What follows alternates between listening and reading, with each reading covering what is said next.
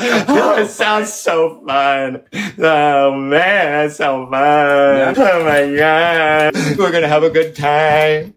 I came into contact with somebody from one of the big four, ended up becoming kind of a mentor to me. He's now a member of our club. Man, when I first saw my first Hell's Angel standing there, I was like, that's what I want to be, man. If you're running a three-piece, just like you know, it is truly an outlaw standard. Doesn't make you a one percenter, but it makes you an outlaw. This is what I believe in, you know, and it was awesome to see that my brothers believed in me. It's the wolf leading the sheep, man. You know, the sheep need to open their eyes because they're about to walk off the cliff where a whole other pack of wolves are at the bottom. If you were getting your lunch money taken before you put them rags on, if they catch you by yourself, they're going to take your lunch money again. I try to be around the guys and hang out with them as much as possible and get to know them, because that's really what it's about. The Hells Angels are being arraigned. One man was stabbed in the chest, another was knocked out, who faced criminal charges, including charges of hate crimes as well as gang allegations. One defendant faces an attempted murder charge, so this certainly appears to be a widespread investigation.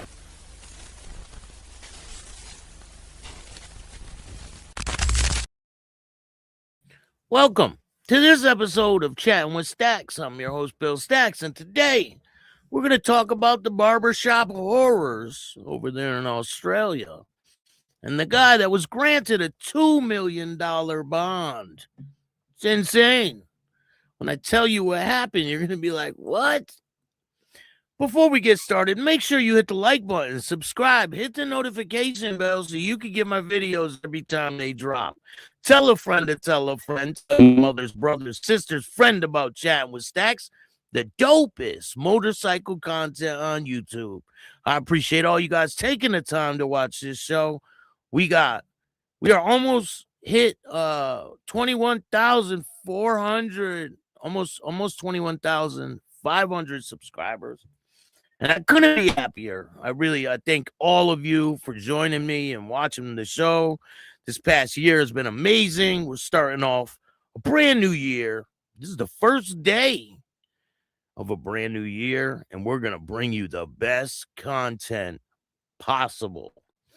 I got something lined up huge for later on in the month. It's going to be in person, so I'm going to be doing a lot more in-person interviews. I have to take a little road trip, but we're going to go do that and bring you, it's probably one of the biggest interviews that's out that I know of. I have never seen another person, even in this YouTube space, interview this person. He's so huge. And his interviews get millions of views. He's been interviewed by the news before, but never like a YouTube personality. And then this is going to be really big. Biggest interview of my career. Hey, Ken, what's going on? Happy New Year. So loud. What's good with you, man? Happy New Year. I appreciate all you guys taking the time to watch this show. We got a lot to talk about today. Today, we are going to Australia. So this is the man who they arrested. He is part of the Finks Motorcycle Club, if you guys know who they are. They're a pretty notorious motorcycle club over there in Australia. I believe they were founded in 1967, I believe, if I'm not mistaken. Let's see here. I don't think they're in the U.S. I'm not sure, though. Let's check. Yeah, I don't think they're in the U.S.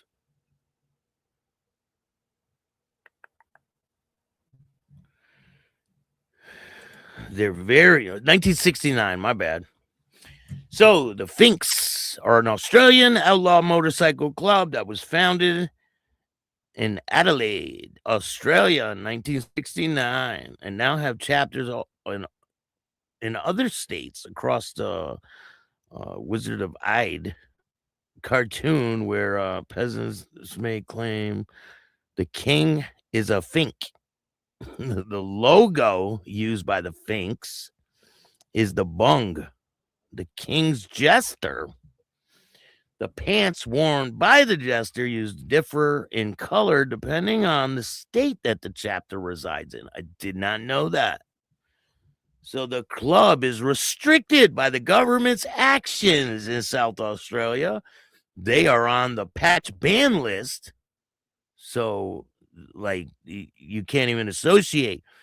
My question to everybody that's watching is, if they start doing this patch ban thing in the U.S., do you think it would help or do you think it would hurt the motorcycle community? I think it would be a terrible idea, and it would strip people of their rights. That's my personal opinion, because I think they already get profiled, right? A lot of times people go to court for different things, and if they're a part of say a 1% club, it doesn't matter what they did. They get prosecuted on their affiliation with the clubs. I mean, let's call a spade a spade. That's exactly what happens. And you heard that cop that did that news conference not long ago, right? And he said, oh, they get prosecuted on things they do instead of who they're affiliated with. That's a lie. We all know that's a fucking lie, because they definitely get prosecuted on who they are affiliated with. Another big club in Australia is the Rebels. And if you guys aren't aware, you guys probably aren't, but I did interview a former Finks.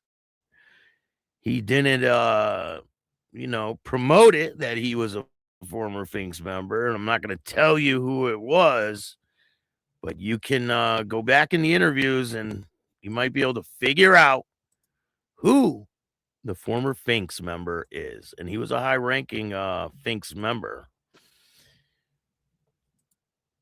If you guys can go back into the archives of my show, and you might be able to tell who it is.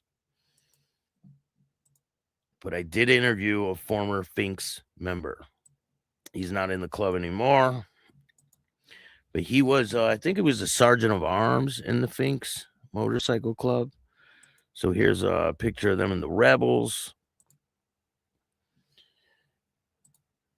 The Finks.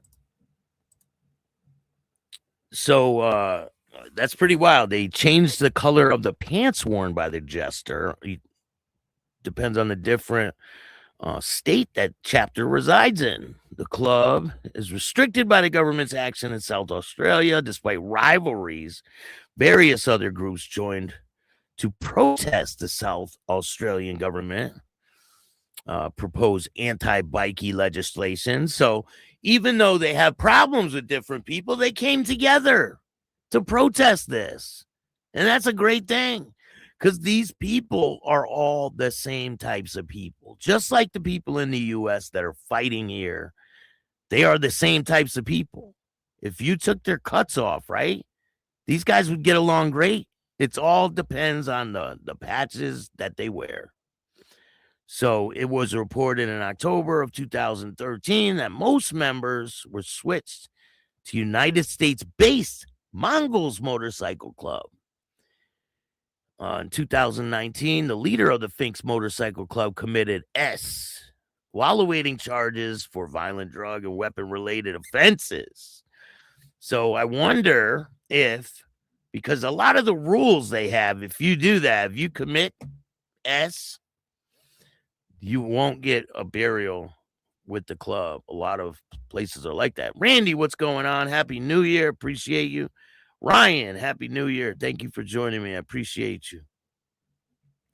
Yeah, a lot of clubs, if you commit that offense, you will not be laid to rest as a member. That goes with a lot of clubs. So what are we here for? What are we talking about here? So this is a wild story. Hold on, give me a second.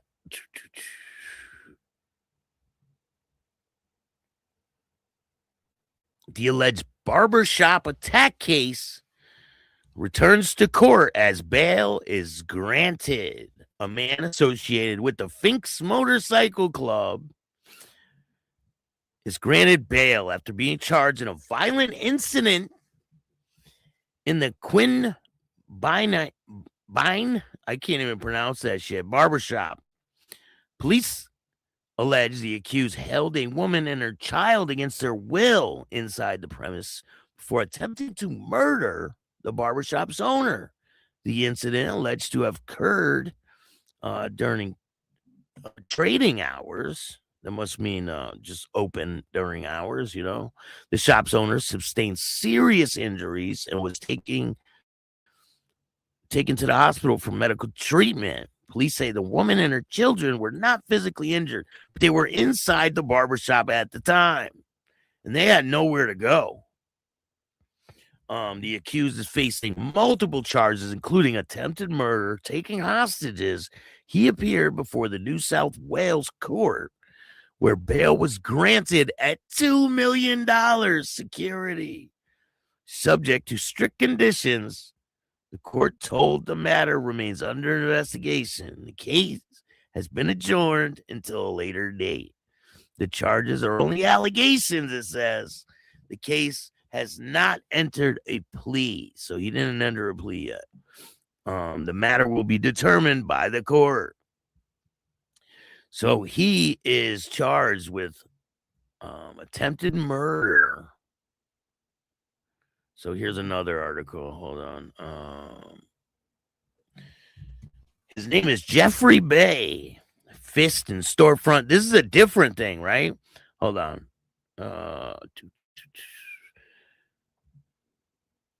Granted bail after alleged barbershop stabbing.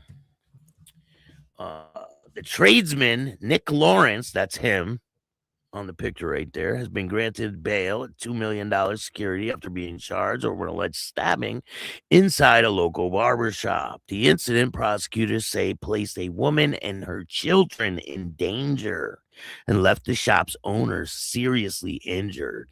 Lawrence, who police allege have links to the outlaw motorcycle gang, it's a club, but okay, appeared before the New South Wales Supreme Court, where Justice Michael Walton considered whether the accused should remain in custody while he awaits trial. The allegations, police allege the incident unfolded inside the Queanbeyan barbershop during business hours. Prosecutors say Lawrence held a woman and her children inside the premises and attempted to murder the barbershop's owner during a violent confrontation. Emergency services were called and the shop's owner was taken for medical treatment. The woman and her children were not physically injured, police say. Lawrence has been charged with multiple offenses, including attempted murder and taking hostages. The allegations have not been tested in court and no plea has been entered. The reason for the bail decision: in granting the bail, Justice Walton imposed a strict conditions, including a $2 million security. The court heard Lawrence's family agreed to put forward the deeds to the family's farm valued at approximately $2 million as security. The judge weighed the seriousness of the charges against the factors, including the strength of the bail proposal, Lawrence's background, and safeguards put in place to mitigate risk. Bail conditions are understood to include strict reporting requirements, limitation on movements and associations. Court proceedings heard that Lawrence is a local tradesman with the long-standing ties to the region, while prosecutors allege the association with the outlaw motorcycle club. Court was reminded that membership or association alone is not a criminal offense, and any such claim remains allegations. Supporters pointed to Lawrence's family connections to the property holding as evidence that he would comply with bail conditions. Prosecutors agreed. They argued that the seriousness of the allegation warranted continued detention. Justice Walton ultimately ruled that the bail package was sufficient to address concerns, allowing Lawrence release pending further court appearances. That's wild that he even got bail. So it says here, what's to come next? The case has been adjourned and will return to court at a later date. Lawrence remains presumed innocent, and the charges will be determined through the judicial process. The case has been a long shadow, not only of the violence alleged, but because it unfolded in a place meant to be ordinary and safe. As legal proceedings continue, the community now waits for the court to determine on what happened inside the barbershop that day. The matter remains before the court. I mean, that's a crazy situation. This dude's in a world of trouble. Hey, Insane Wheels, what's going on? Shout out to Mike Ball. I really appreciate you. Edge, Happy New Year. Thank you for joining me today. I really appreciate all the people that watch this show. I mean, I can't thank you guys enough for being a part of this show. Without you guys, there is no Chatting with Stacks. And you guys have got me to where I am today, and I'm very appreciative for all you guys. There's some other things I wanted to show you guys. So there was this is also in Australia. A big fight broke out, allegedly. At this boxing match, right? And I'm going to show you guys. Let me get it. You're welcome, Edge.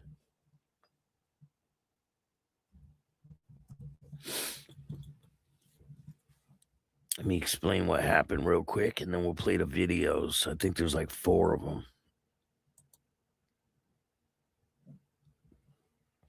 It is cold as a motherfucker outside.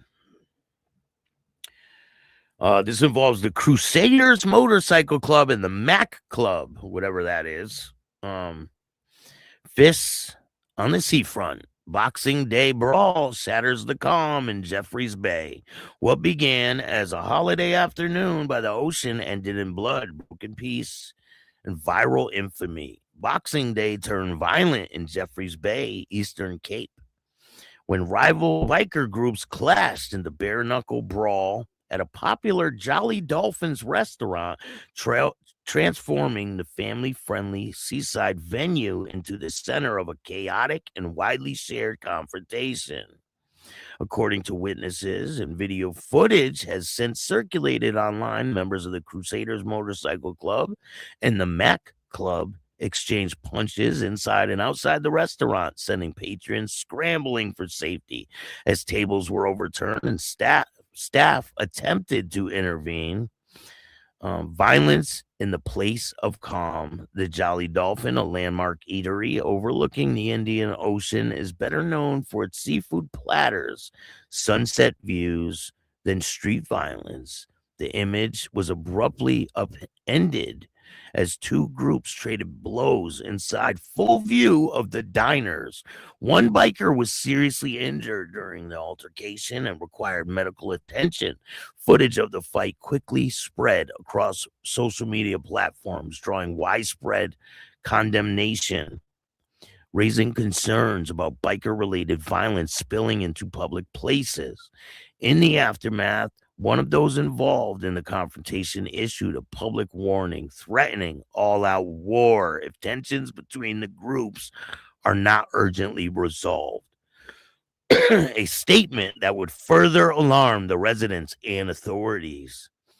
The restaurant manager, Jan Van Jer, I can't pronounce that. We'll just say Jane Von, said the incident was unprecedented in the establishment of 30-year history. We've never experienced anything like this, Van said. It was shocking, not just for us, but for the staff and for the families and tourists who were here just to enjoy their holiday. She confronted all the bikers involved in the fight and have been permanently banned. All of the bikers were permanently banned from the Jolly Dolphin despite the violence. The restaurant reopened and has continued operating normal since that day. Local residents and business owners have condemned the incident, warning that such violence threatens Jeffreys Bay reputation as a peaceful tourist destination during one of the busiest seasons. This town depends on visitors, one resident said. Scenes like this don't belong here, especially not during the holiday. Silence from the clubs. The ENCA has reached out to both biker groups for comment. The Crusaders Motorcycle Club has yet to issue a public statement. The Mac Club, however, could not be reached and remained unavailable for comment.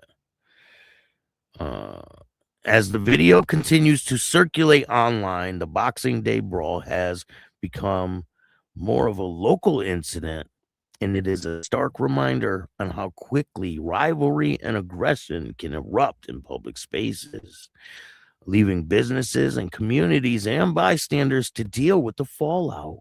For Jeffreys Bay, the wave still rolls in, and the tables are set once more. But the memory of fists flying on the seafront lingers. The holiday married by violence and warnings echoed far beyond the Eastern Cape.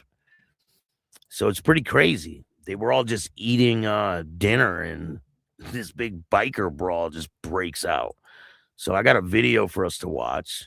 It's not the brawl, but if I could get the video of the brawl, I'll put it on Patreon for you guys.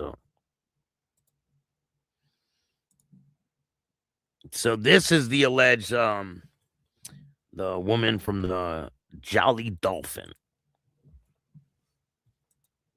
I am not sure what happened. I am not sure what instigated the situation, what happened. All I can say is we dealt with it directly, fast, called smart security, the exec cops, all of that, the police, the Red Ants were here to sort the situation out because it was out of our control. I am not sure what happened. I am not sure what instigated the situation, what happened. All I can say is we dealt with it directly. Hey, SNS. Fast, called smart security, the exec. Here, let me get the other one. SNS. Happy New Year. Thank you for joining me, SNS. Hope you had a good one. Let's see here.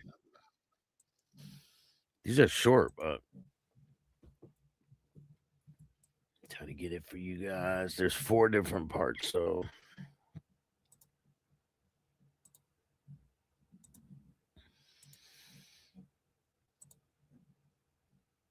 I have not have a number for you guys on how many people were injured. As far as following up with none of our clients that wasn't involved in the fight got hurt, so I haven't followed up with the bikers themselves to find out if they're okay. I have not have a number for you guys on how many people were injured.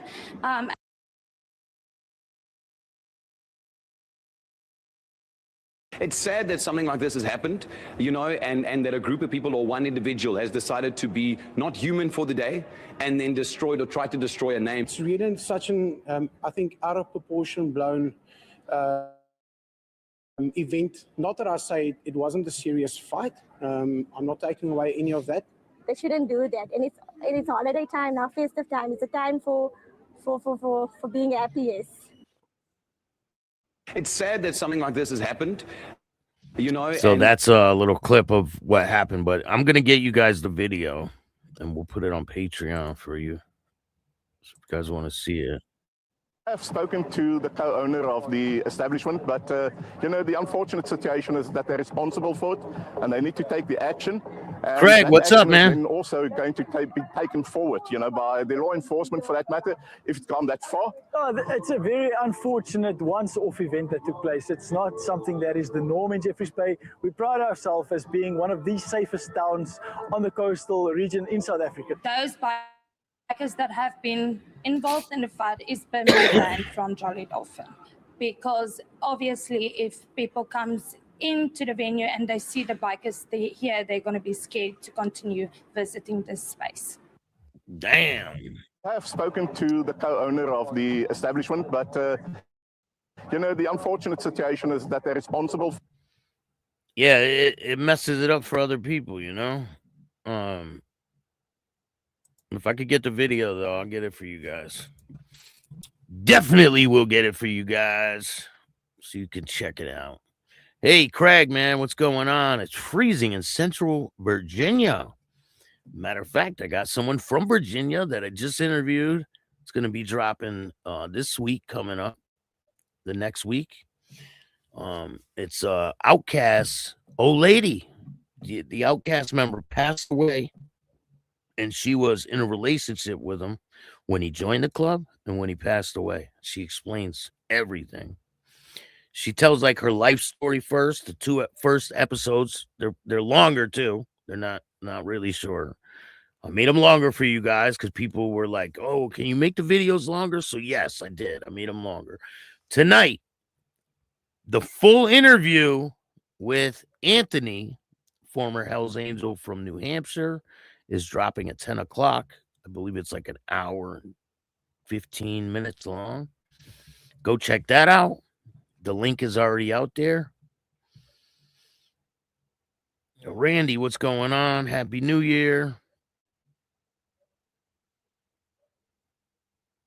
I'm sorry. Finks, I'm sorry. I see folks saying Finks stinks.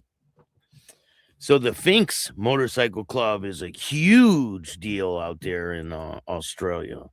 But a lot of them patched over to the Mongols, I believe. And I did not know that it depends on the color of the pants on the jester on the back. It all depends on where they're from, like where they live in the region, on the color of the pants of the jester. It's pretty wild.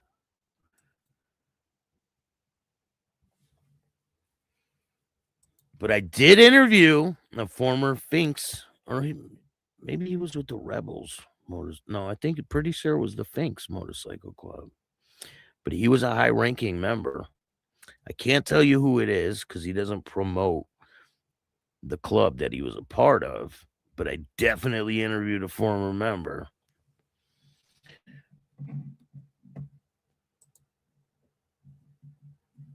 What do you guys think of Mandami getting inaugurated on a Quran?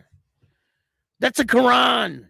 They always get inaugurated on a Bible. Always. Doesn't matter. He is the first person in the country ever to be sworn in on a Quran. I think this is criminal, and it should not even be legal for him to be in office. I do not care. We love bacon. We always will love bacon. That's just what it is. And if you guys aren't aware, I'm going to be sending out 1099s to a lot of people from last year. To all you people who was in my business, I'm sending you a 1099. 100%. So be prepared for that one.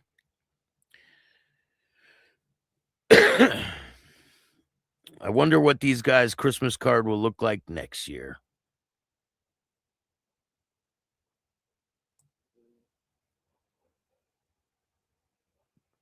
Look at Donnie's face. Hilarious. I can't. Come get some bacon. And then, do you see in Minnesota, right? These daycare centers. So this daycare center goes on TV and says all our documents were just stolen. Someone broke into the daycare center and stole everything this morning. Everything that the FBI is looking for, somehow somebody stole everything. That's what he said. While he's wearing $2,500 glasses. Yeah, okay. Taxpayers bought those glasses. They need to shut down all of that money that's flowing into these daycare centers. All the money that goes to Minnesota, period. There's a reason why I left Minnesota, and it was not good there. I spent 6 months in Minneapolis, Minnesota. I made a lot of money there, but there was a lot of negative things that I've seen. You could not find, there was no Italian churches. I like going to Italian church, right? Not one. Everywhere I went was Somali churches and this and that. I was like, I don't fit in here. Definitely not. Like, and it was just not a good place for someone like me to be. Definitely not. But I did make a lot of money. So shout out to all the people that paid, because there's some that didn't pay that still owe me money. I would like my motherfucking money. But you know who you are, right? We don't need to go hatch that out again.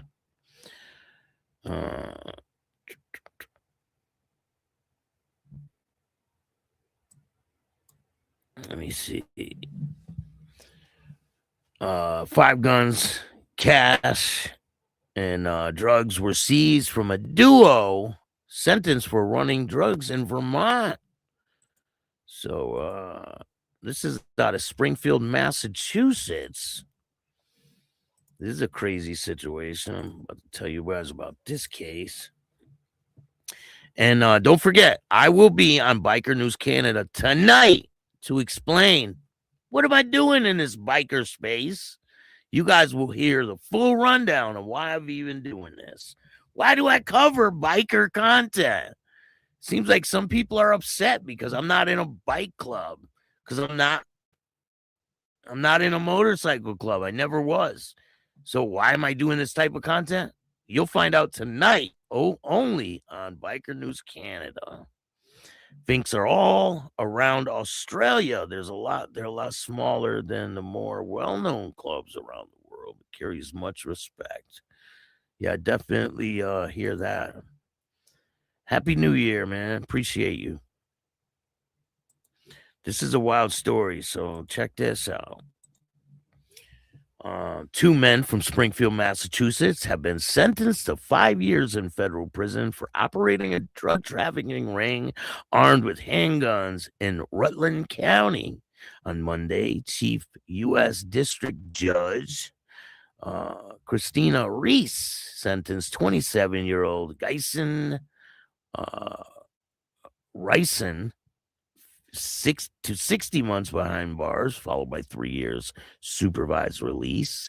Ruling mirrors the sentence handed down in October, and his co-conspirator, 26-year-old Devon Lee. According to the United States Attorney's Office in the District of Vermont, the pair spent over a year transporting, distributing cocaine and cocaine base throughout the area. Court records outline conspiracy that ran from 2023 until the spring of 2024. Law enforcement first intercepted the operation in February of 2024, seizing 2 backpacks belonging to the men. Inside, officers found significant quantity of drugs, cash, and 2 firearms. Despite the seizure, the pair was not taken into custody until 2 months later, on April 25th, 2024. A traffic stop and subsequent vehicle search led police to 3 additional firearms, more U.S. currency, and a large supply of controlled substance. Both men eventually pleaded guilty, admitting they possessed the weapons specifically to further their drug distribution efforts. Oh, man. In addition to the prison terms, the judge ordered the forfeiture of the 5 handguns and $17,147 in cash during the investigation. The first district attorney was credited the successful prosecution of the collaborative effort involving the FBI, Vermont State Police, and the police departments from both Rutherford City and Rutland City and Rutland County. So these dudes are screwed. 5 years with 3 years supervised release. I don't know. That's a pretty damn long sentence. We got some good shows for you guys coming up. My apologies. I didn't go live last night. I had a bunch of shit to do. But I can't wait to show you guys what I'm working on in the in-person interviews, and it's going to be good. So, and don't miss tonight's show. Here, I'll put a link for you guys. And I'm gonna put the video on members right now. It's on Patreon right now if you guys want to check it out.